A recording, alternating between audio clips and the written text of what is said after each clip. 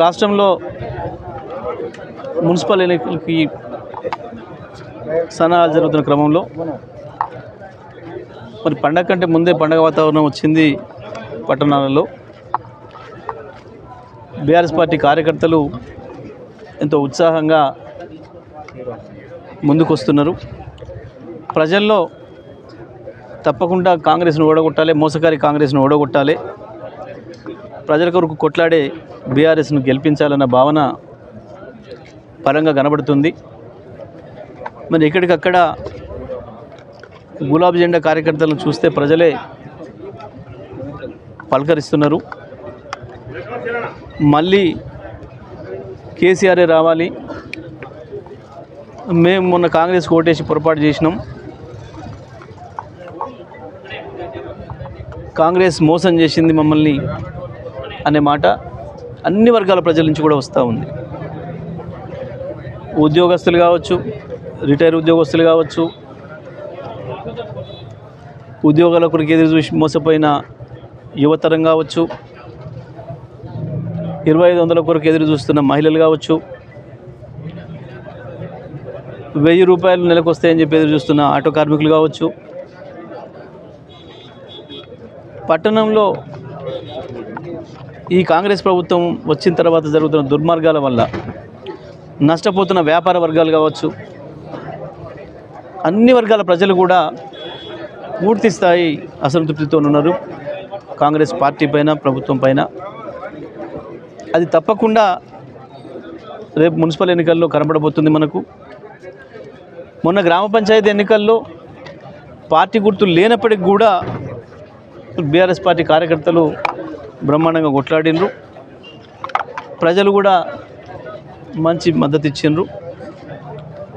పర్టికులర్గా ఇవి కారు గుర్తుంటుంది, మరి కేసీఆర్ గారు మళ్ళీ కావాలని కోరుకుంటున్న వాళ్ళు, లేదా కాంగ్రెస్ పైన నిరసన వ్యక్తం చేసుకున్న వాళ్ళు, ఈ ప్రభుత్వం యొక్క దుర్మార్గాల్ని ఆపాలనుకుంటున్న వాళ్ళందరూ కూడా మరి కారు గుర్తుకు ఓటేయాలని చెప్పి ఉత్సాహపడుతున్నారు. మరి ఇవాళ మేము సూర్యాపేటలో ముఖ్య కార్యకర్తల సమావేశం ఏర్పాటు చేసుకోవడం జరిగింది. మరి పట్టణంలోని 48 వార్డులలో కూడా పోటీ చేయడానికి ఉత్సాహవంతులతో రావడం, పెద్ద ఎత్తున కార్యకర్తలందరూ కూడా హాజరై తప్పకుండా మనం గెలిచి తీరుతామన్న విశ్వాసాన్ని కూడా వారందరూ కూడా వ్యక్తం చేస్తున్నారు. సూర్యాపేటతో పాటు ఉమ్మడి నల్గొండ జిల్లానే కాదు, తెలంగాణ వ్యాప్తంగా కూడా ఇదే వాతావరణం కనపడుతుంది. ప్రభుత్వ వ్యతిరేకతను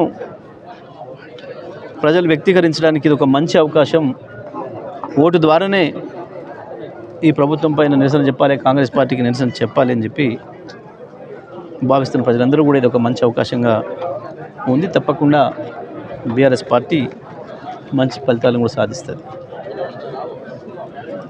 ఇకపోతే నీళ్ళ విషయానికి వస్తే,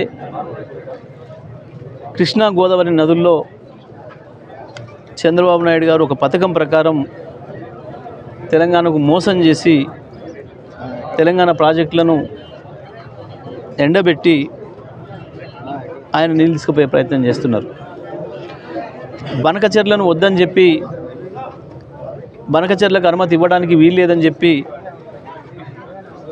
కేంద్ర సంస్థలు సిడబ్ల్యూసితో సహా, జిఆర్ఎంబితో సహా అన్ని సంస్థలు ఏదైతే వ్యతిరేకించినాయో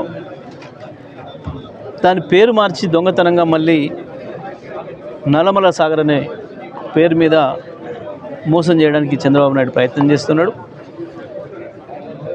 అది తెలంగాణ ముఖ్యమంత్రితోని జరిగిన చీకటి ఒప్పందంలో భాగంగానే ఈ ప్లాన్ చేస్తున్నారు ఇద్దరు కూడా. నల్లమల సాగర్ అయినా బనకచెర్ల అయినా ఒక్కటే, దానికి ఏ పేరు పెట్టినా జరిగేది నీళ్ళ దోపిడే, తెలంగాణ హక్కుల దోపిడే. ఇందులో రాష్ట్ర ప్రభుత్వం,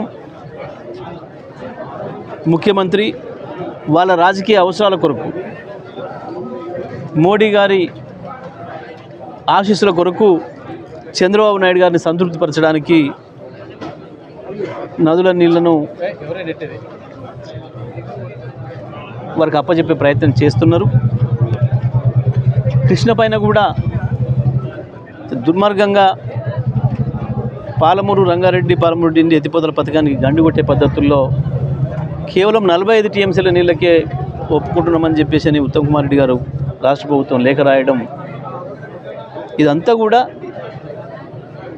కేవలం వాళ్ళ రాజకీయ అవసరాల కొరకు, చంద్రబాబు నాయుడు గారిని కాకాబట్టడం కొరకు, వీళ్ళ దొంగ వేషాలు, వీళ్ళ కమిషన్ల దందాలు, వీళ్ళ డబ్బుల సంపాదనను బయటకు పెట్టకుండా, మోడీ గారు వీళ్ళపై దృష్టి పెట్టకుండా ఉండడం కొరకే ఈ పని చేస్తున్నారు. ఇవాళ రెండు పార్టీలు, కాంగ్రెస్ బీజేపీలు రెండు కూడా దొంగలు, ఇద్దరు ఒకటై చంద్రబాబు నాయుడుకు మద్దతు ఇస్తూ తెలంగాణకు ద్రోహం చేస్తున్నారు. మొదటి నుంచి కూడా తెలంగాణకు శత్రువులు ఈ జాతీయ పార్టీలే. వీళ్ళ ద్రోహం వల్లనే తెలంగాణ నాశనమైంది గతంలో. ఇవాళ మళ్ళీ ఒక్కసారి చంద్రబాబు నాయుడు గారి కుట్రలకు బలయ్యే పరిస్థితి వచ్చింది. తెలంగాణ ప్రజలందరూ కూడా మేల్కొల్సిన అవసరం వచ్చింది. బీఆర్ఎస్ పార్టీ పెద్ద ఎత్తున దీనిపైన పోరాటం చేయడానికి సిద్ధంగా ఉంది. కేసీఆర్ గారు చాలా స్పష్టంగా చెప్పారు మొన్ననే. ఏ పరిస్థితుల్లో కూడా తెలంగాణ నీటి హక్కుల్ని కాపాడుకుంటాం, మరో ఉద్యమాన్ని చేసైనా సరే తెలంగాణకు మళ్ళీ కరువు పరిస్థితులు రాకుండా కాపాడుకుంటాం.